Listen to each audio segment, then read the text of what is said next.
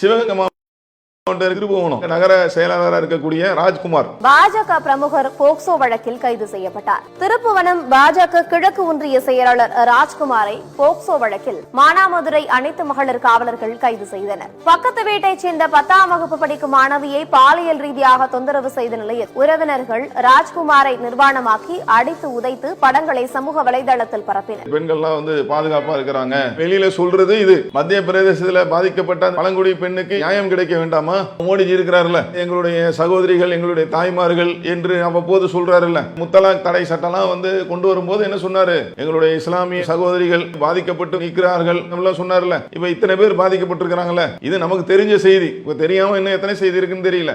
பாஜகவுடைய மாவட்ட தலைவராக இருக்கிறவர் நடு ரோட்ல வச்சு மிருகங்கள் மாதிரி பெண்ணோட இருக்கிறாரு. அதுக்கு என்ன சொல்ல போறாரு? இன்னும் ஒரு பாஜகவுடைய நிர்வாகி, பெண் பாஜக நிர்வாகியை அலுவலகத்தில் வச்சே கண்டுபிடிக்கிறாரு. அதுக்கு என்ன சொல்ல போறாரு?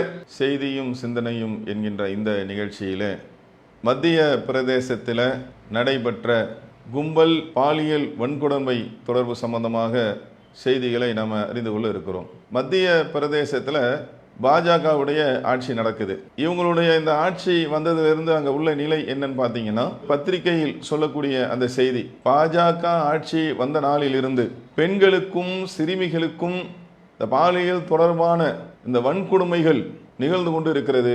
மிக மோசமான அளவில், அதிகமான அளவில் நடைபெற்று கொண்டு இருக்கிறது. எந்த அளவுக்குன்னு சொன்னா, பாலியல் வன்கொடுமை என்பது நடைபெறாத நாளே இல்லை என்று சொல்லுகின்ற அளவுக்கு அங்கே அளவுக்கு அதிகமாக நடந்து கொண்டிருக்கிறது. மிக மோசமாக நிலை சென்று கொண்டிருக்கிறது என்பதை சொல்லிவிட்டு அதில் இன்னொரு செய்தியும் குறிப்பிடுறாங்க.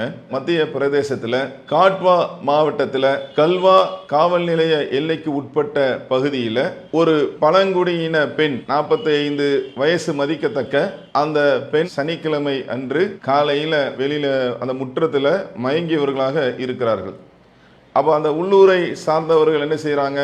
விடிந்த பிறகு அந்த பெண்ணை அவங்க கொண்டு போய் மருத்துவமனையில் சேர்க்கின்றார்கள். 2 மணி அளவில் சிகிச்சை பலனின்றி அந்த பெண் பரிதாபமாக உயிரிழந்து விடுகிறார்கள். இதில் என்ன நடந்திருக்கிறது என்று அதன் பிறகு போலீசார் சொல்லுகின்ற அந்த செய்தியை எடுத்து பார்க்கும் பொழுது, கூட்டு பாலியல் வன்கொடுமையில் இந்த பெண் பாதிக்கப்பட்டிருக்கிறார். கடுமையான முறையில் அவரை தாக்கிய அந்த அடிப்படையில் அவருடைய அந்தரங்க உறுப்பெல்லாம் பாதிக்கப்பட்டு தொடர் இரத்தப்போக்கு ஏற்பட்டு அவர் மரணமடைந்து இருக்கிறார் என்கின்ற மருத்துவ அறிக்கையில இந்த தகவல் சொல்லப்படுகிறது. அந்த வீட்டில் இருக்கக்கூடிய அந்த நபர், அவர் பத்திரிகையாளர் சந்திப்பில் சொல்றார், அந்த பெண்ணை நாங்கள் காணுகின்ற அந்த நேரத்தில் அவருடைய குடல் வெளியில் இருந்தது. கடுமையான முறையில் அவரை தாக்கி இருக்கிறார்கள். பக்கத்தில் ஒரு கம்பி இருந்தது, மரக்கட்டை இருந்தது. இதன் மூலமாக தாக்கி கடுமையான முறையில் தாக்கப்பட்டு அந்த பெண் தற்போது உயிரிழந்திருக்கிறார். அப்போ மத்திய பிரதேசத்தில் நடந்த இந்த நிகழ்வு என்பது அந்த பழங்குடியின பெண்ணுக்கு இழைக்கப்பட்ட மிகப்பெரிய ஒரு அநியாயமாக இருந்து கொண்டு இருக்கிறது. இதில் சம்பந்தப்பட்டவர்கள் ஏன்னா 2 பேரை தான் போலீஸ் என்ன செஞ்சிருக்கிறாங்க, கைது செய்திருக்கிறார்கள். ஆனால் மருத்துவ அறிக்கை என்ன சொல்லுதுன்னா, கூட்டு பாலியல் அப்படின்னு சொல்லி அவங்க சொல்றாங்க. இதில் அந்த 2 பேருக்கு மட்டும்தான் தொடர்பு இருக்கிறதா அல்லது வேறு யார் யாருக்கெல்லாம் தொடர்பு இருக்கிறது என்பதை கண்டறிந்து காவல்துறை சரியான முறையில் இந்த வழக்கை முன்னெடுத்து நடத்தி மிக கடுமையான தண்டனையை வழங்க வேண்டும். ஏன்னா இறந்து போன அந்த தாய் இருக்கிறாங்கல்ல, 2 பிள்ளைகளை பெற்றெடுத்த ஒரு 45 மதிக்கத்தக்க இந்த தாய் தான் உயிரை விட்டு இருக்கிறார்கள். இந்த அயோக்கியர்கள் பண்ண அந்த நிகழ்வால், கூட்டு பாலியல் பலாத்காரத்தால் கடுமையான முறையில் தாக்கப்பட்டு அவங்க அந்த சகோதரி உயிரிழந்து இருக்கிறார்கள். இது சாதாரண ஒன்று இல்லைங்க. ஏன்னா இந்த நாட்டில் அப்படியே பெண்களுக்கெல்லாம் பாதுகாப்பு வழங்கப்பட்டு விட்டது, பெண்கள் எல்லாம் நல்ல விதமாக இருக்கிறார்கள் என்றெல்லாம் சொல்லப்படுகிறது. ஆனால் நடக்கிறது என்ன? சம்பவங்களை நீங்கள் தொடர்ந்து பார்க்கும்போது அநியாயமான முறையில் மிக கொடுமையாக காட்டு மிராண்டிகள் போல் நடந்து இந்த செயலை செய்திருக்கிறார்கள்.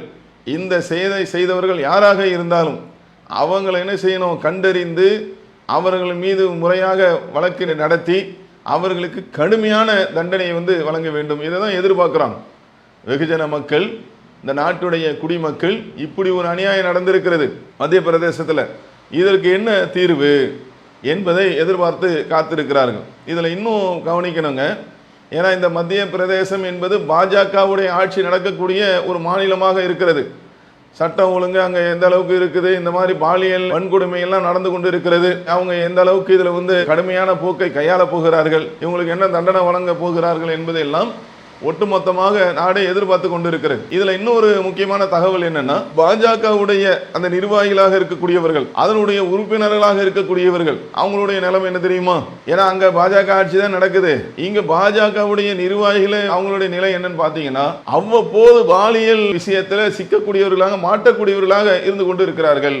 மத்திய பிரதேச மாநிலம் மந்த் சவுர் மாவட்டத்துடைய பாஜக தலைவர் மனோகர்லால் தாக்கர் கடந்த வாரம் என்ன செய்யறாருன்னு பாத்தீங்கன்னா, ரோட்லங்க டெல்லி மும்பை ஹைவே இருக்குல்ல, அந்த விரைவு சாலையில ஒரு பக்கமா வந்து வண்டியை நிறுத்தி நிர்வாணமா, ஆடைகள் இல்லாம நிர்வாணமா ஒரு பொண்ணோட இறங்கி மிருகங்கள் மாதிரி தவறான செயலில் எங்க போய் நம்ம சொல்றது, பாஜக நிர்வாகி செய்யக்கூடிய நிகழ்வு. இதுல வந்து அவங்க என்ன ஆக்ஷன் எடுக்க போறாங்கன்னு தெரியல. பாஜகவுடைய நிர்வாகி செய்த இந்த காரியம் சிசிடிவி கேமரால வந்து அது வந்து பதிவாகி அது ஊடகங்கள் வாயிலாகவும் வலைதளங்கள் வாயிலாகவும் வெளியே வந்த பிறகு என்ன செய்யறாங்க, வைரலாக போய் கொண்டிருக்கிறது. மக்கள் எல்லாம் அப்படி கொந்தளிச்சு போயிருக்கிறாங்க. இவங்களாம் மனிதர்கள் தானே, மிருகங்கள் போன்று நடு ரோட்ல வைத்து இந்த மாதிரி வந்து செயலில் ஈடுபடக்கூடிய ஒரு நிகழ்வு. இதை என்ன செய்யணும், வன்மையாக அதை யார் என்று பார்த்து கடுமையான முறையில் நடவடிக்கை எடுக்கக்கூடிய ஒன்றும் இருக்க வேண்டும். பாஜக நிர்வாகிகளுடைய இந்த நிலையை பாருங்கள். அதே மாதிரி கர்நாடகா மாநிலம் இருக்குல்ல, பாஜகவுடைய சட்டமன்ற தொகுதி உறுப்பினருங்க முனிரத்னா நாயுடு, அந்த பகுதியில் இருக்கக்கூடிய பெண்ணை என்ன செய்யறாரு, தன்னுடைய அலுவலகத்துக்கு வர வைத்து நண்பர்கள்லாம் சேர்ந்து அந்த பெண்ணுடைய ஆடைகளை கிழித்து பாலியல் வன்கொடுமை செய்து, அதோடு மாத்திரம் இல்லாம என்ன செய்யறானுங்க அயோக்கியர்கள் என்ன செய்யறாங்க தெரியுமா, அதை வீடியோ எடுத்து நீ வெளியில போய் சொன்னா அவ்வளவுதான், இதை நாங்க வெளியில போட்டுருவோம், இல்ல உன்னுடைய மகனை என்ன செய்வோம் நாங்கள் கொன்று விடுவோம் என்றெல்லாம் மிரட்டி, ஆனா அந்த அம்மா நேரா வந்து காவல்துறையில புகார் அளிச்சுட்டாங்க. அதனால தானே இவங்க லட்சணம்லாம் வெளியில் தெரியுது. இவங்களுடைய இந்த லீலைகள் என்பது இதோடு நிக்கலங்க. உத்தரப்பிரதேசம் பாஜக நிர்வாகி அமர் கிஷோர், அவர் செஞ்ச வேலை என்ன தெரியுமா, அந்த கட்சியில் இருக்கக்கூடிய பெண் நிர்வாகிகள் இருப்பாங்கல்ல, அவங்கள வந்து கட்சி அலுவலகத்தில் வைத்து கட்டுப்பிடித்த காட்சி அப்படின்னு சொல்லி சிசிடிவில வந்து பதிவான காட்சி இப்போ என்ன செய்யுது, வைரலை கொண்டு இருக்கிறது. நிலைமையை பார்த்தீங்களா, அந்த பெண்ணும் பாஜகவில் தான் இருக்கிறாங்க. இவர் வந்து பாஜகவுடைய நிர்வாகியா இருக்கிறாரு அமர் கிஷோர் என்று சொல்லி, அலுவலகத்திலேயே வைத்து அந்த பாஜகவுடைய பெண் உறுப்பினருக்கு பாதுகாப்பு இல்லாமல் கட்டிப்பிடிக்கக்கூடிய காட்சி. இப்போ இதையெல்லாம் நம்ம குறிப்பிட்டு சொல்வதற்கு காரணம் என்ன, மத்திய பிரதேசத்தில் பழங்குடியின பெண் வந்து பாதிக்கப்படுகிறார். அங்க பாஜக ஆட்சி தான் நடக்குது. நடந்த நிகழ்வுக்கு என்ன நடவடிக்கை எடுக்க போறாங்க அப்படின்னு எதிர்பார்க்கப்படுகிறது. மிக குறிப்பாக நம்ம மோடிஜி இருக்கிறாருல்ல, எங்களுடைய சகோதரிகள் எங்களுடைய தாய்மார்கள் என்று அவ்வப்போது சொல்றாருல்ல, உங்களுக்கு முத்தலாக் தடை சட்டம்லாம் வந்து கொண்டு வரும்போது என்ன சொன்னாரு, எங்களுடைய இஸ்லாமிய சகோதரிகள் அவங்கெல்லாம் வந்து அப்படியே பாதிக்கப்பட்டு நிற்கிறார்கள் அப்படிலாம் சொன்னார்ல. இப்போ இத்தனை பேர் பாதிக்கப்பட்டிருக்கிறாங்கல்ல, இது நமக்கு தெரிஞ்ச செய்தி. இப்போ தெரியாமல் இன்னும் எத்தனை செய்தி இருக்குன்னு தெரியல. தெரிஞ்ச செய்தி, காவல்துறையினால் கைது செய்து அந்த செய்தி, பத்திரிகையில் வந்த செய்தி, இதில் இத்தனை சகோதரிகள் பாதிக்கப்பட்டிருக்கிறாங்களே, அந்த பழங்குடியின பெண் வந்து பாதிக்கப்பட்டாங்களே, மத்திய பிரதேசத்தில் பாஜக ஆட்சி தான் நடக்குது, இதுக்கு என்ன சொல்ல போறாரு. அதே மாதிரி பாஜகவுடைய மாவட்ட தலைவராக இருக்கிறவர் நடு ரோட்ல வச்சு மிருகங்கள் மாதிரி வந்து பெண்ணோட இருக்கிறாரு, அதுக்கு என்ன சொல்ல போறாரு. இன்னும் ஒரு பாஜகவுடைய நிர்வாகி, பெண் பாஜக நிர்வாகியை வந்து அலுவலகத்தில் வச்சே வந்து கண்டுபிடிக்கிறாரு, அதுக்கு என்ன சொல்ல போறாரு. பொதுமக்கள் மத்தியில் இருந்து கேள்விகள் வந்து எழுகிறது. இன்னும் இந்த இது முடியலங்க. தமிழ்நாட்டில் சிவகங்கை மாவட்டம் இருக்குல்ல, திருபுவனம், அந்த பகுதியை சேர்ந்த அங்க நகர செயலாளராக இருக்கக்கூடிய ராஜ்குமார், இவர் வேலை என்னன்னா டிராவல்ஸ் வச்சு நடத்துற பள்ளிக்கூடங்களுக்கு வந்து பிள்ளைகளை அழைத்து செல்வது, கொண்டு வந்து விடுறது. பள்ளிக்கூடத்துல 10ஆம் வகுப்பு படிக்கக்கூடிய ஒரு சகோதரி, ஒரு பெண், அவங்களுக்கு என்ன செஞ்சிருக்கிறாரு, பாலியல் தொந்தரவு செய்திருக்கிறார். அந்த பிள்ளைகிட்ட வந்து நம்பரை வாங்கி ஆபாசமான செய்திகள், ஆபாசமான இதெல்லாம் வந்து அனுப்புறது.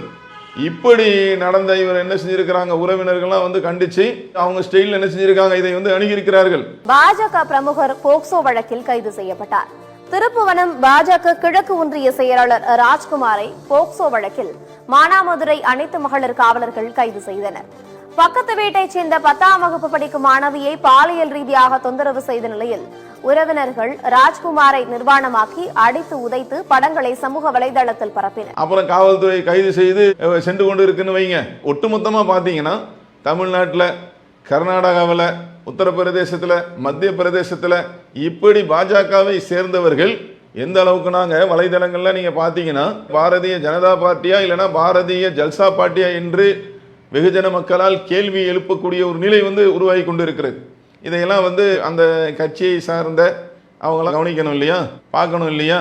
இதில் பெண்கள்லாம் சகோதரிகள்லாம் அவங்க கட்சியை சார்ந்த பெண்களுக்கே அங்கே நிலைமை எப்படி இருக்குது, கட்டி பிடிக்கிற அளவுக்கு இருக்கு. சக நிர்வாகிகளை பெண்கள்லாம் பாதுகாப்பாக இருக்கிறாங்க. வெளியில் சொல்கிறது இது. பாஜக சார்ந்தவர்கள் நடக்கக்கூடிய அந்த நிகழ்வெல்லாம் இன்னைக்கு வெளியே விட்டது. மத்திய பிரதேசத்தில் பாதிக்கப்பட்ட பழங்குடி பெண்ணுக்கு நியாயம் கிடைக்க வேண்டாமா? என்ன நடவடிக்கை எடுக்க போகிறார்கள்? அப்ப அன்பார்ந்த சகோதர சகோதரிகளே, பாஜகவுடைய அந்த நிர்வாகிகளுடைய நிலை என்பது படு மோசமான ஒரு நிலைக்கு சென்று கொண்டு இருக்கிறது. இது போன்ற ஒரு நிலை என்பது நல்ல மனிதர்கள் அவங்களால என்ன செய்ய முடியாது, இதெல்லாம் ஜீரணிக்கவே முடியாது, ஏற்றுக்கொள்ளவே முடியாது. மிருகங்கள் போன்று நடக்கக்கூடிய நிகழ்வு. அதே மாதிரி அந்த பாதிக்கப்பட்ட அந்த சகோதரிக்கு, பழங்குடியின பெண்ணுக்கு கடுமையான முறையில் மிருகங்கள் போல நடந்திருக்கிறாங்க பாருங்க. அந்த தாக்கி அந்த தாயுடைய அந்த சகோதரியுடைய வயிற்றில் இருக்கக்கூடிய கர்ப்பப்பை குடலெல்லாம் வெளியில விழுந்து இருக்கிறது என்று சொன்னால் எந்த அளவுக்கு இவங்க கடுமையாக வெறி செயல் ஈடுபட்டு இருக்கிறார்கள், எந்த அளவுக்கு கடுமையாக தாக்கி இருப்பார்கள். அப்போ இந்த நபர்களுக்கு என்ன செய்யணும், கடுமையான தண்டனைகளை வழங்க வேண்டும். இதில் எந்த விதமான பாரபட்சமும் இருக்கக்கூடாது. இது போன்ற பாலியல் செயலில் ஈடுபடக்கூடிய இந்த பாஜக கட்சியை சார்ந்தவர்களை கண்டறிந்து அவர்கள் மீது காவல்துறை கடுமையான நடவடிக்கை எடுத்து இந்த தேசத்தில் வாழக்கூடிய சகோதரிகளை, தாய்மார்களை அவர்களுக்கு பாதுகாப்பு அளிக்கக்கூடிய ஒன்றாக இந்த சட்டமும் காவல்துறையும் அணுக வேண்டும் என்பதை கோரிக்கையாக வைத்து இந்த நிகழ்ச்சியை நிறைவு செய்கிறோம். அஸ்ஸலாமு அலைக்கும் வரஹ்மத்துல்லாஹி வபரகாத்துஹு. அல்லாஹு அக்பர், அல்லாஹு